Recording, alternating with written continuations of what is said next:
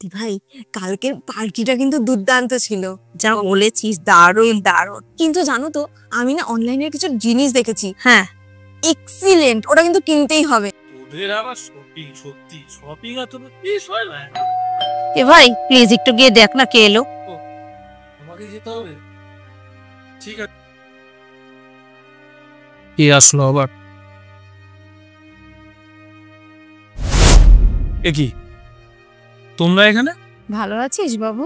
না সে ঠিক আছে, কিন্তু কোনো বলা নেই কিছু না, হঠাৎ তোমরা এখানে? ছেলে বাড়িতে আসবো, তাও আবার বলে আসতে হবে? এখানেই দাঁড় করিয়ে রাখবি, ঘরে ডাকবি না? ঠিক আছে, আসো ভেতরে আসো। কি হলো, আসো ভেতরে, দাঁড়িয়ে আছো কেন ওখানে? একটা কাজ করো, তোমরা না একটু দাঁড়াও এখানে, আমি একটু আসছি। বাবা মা এসছে রে? কি কি বলছি? বাবা মা এসছে? বাবা কেন আসবে? ও তাই নাকি? কি জানি কার ট্যাং। এই দাঁড়া তো, সব ব্যাপারে বেশি এক্সাইটেড হয়ে যায়। এই আমি কিন্তু জানি না এইসব। কি রে ভাই, বাবা মা কি থাকার জন্য এসেছে নাকি? আমি কিন্তু রাতে রাখতে পারবো না বলে দিলাম।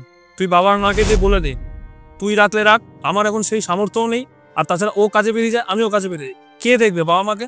আমি কিন্তু রাখতে পারবো না। না না, তা বললে হবে না, তোদের অনেক বড় জায়গা আছে, তোরা রাখতে পারবি। আমার পক্ষে কিন্তু সম্ভব না বাবা মাকে রাখা। যা গিয়ে বলে দে। কি বলছিস? আমার দুটো মেয়ে, তাদের পেছনে এত দৌড়াদৌড়ি, রান্না বান্না, কাজকর্ম, বাইরের কাজকর্ম, বাজারে, এগুলো করে আমি কি করে রাখবো? আমি এসব পারবো না, তুই বুঝে নে তোরটা। কি গো, ছেলে মেয়ের কাছে কি আমরা পর হয়ে গেলাম? এখন ওদের কাছে আমরা বোঝা হয়ে গেছি। চলো আমরা বরঞ্চ এখান থেকে চলেই যাই। এই শোন ভাই, আমি এসব জানি না, তুই বুঝে নে বাবা মার ব্যাপারটা। কি শুরু করেছো তোমরা? আগে তো দেখো কেন এসছে, থাকতে এসছে না দেখা করতে এসছে? আগে থেকে যে যার মতো কথা বলে যাচ্ছ, কি অদ্ভুত ব্যাপার তো। এই তুমি চুপ করো, বেশি কথা বলো না। আমি বাবা মাকে চিনি, থাকতেই মনে এখানে এসেছে। আর এখন যদি থাকে, তুমি চালাতে পারবে তো?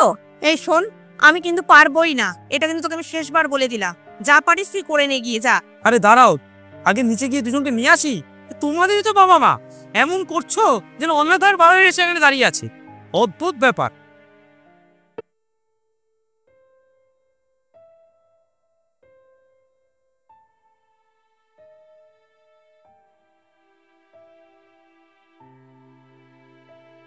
এই বাবা মা কোথায়? চলে গেছে?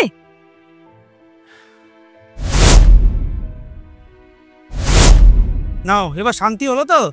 বয়স্ক মানুষ দুটো চলে গেল, একবার দেখাও করলে না তোমরা। তোমাদের না এত ভালো করে মানুষ করেছে, আর তার এই প্রতিদান দিলে তোমরা? ছি, লজ্জা হওয়া উচিত তোমাদের। প্রত্যেকটা বাবা মা তার সন্তানদের কত কষ্ট করে মানুষ করে, ছোটবেলা থেকে নিজে না খেয়ে সন্তানদের খাইয়ে মানুষ করে, আর তার প্রতিদান এইভাবে তা আজকালকার ছেলেমেয়েরা দিচ্ছে। তারা কত কষ্ট পাচ্ছে।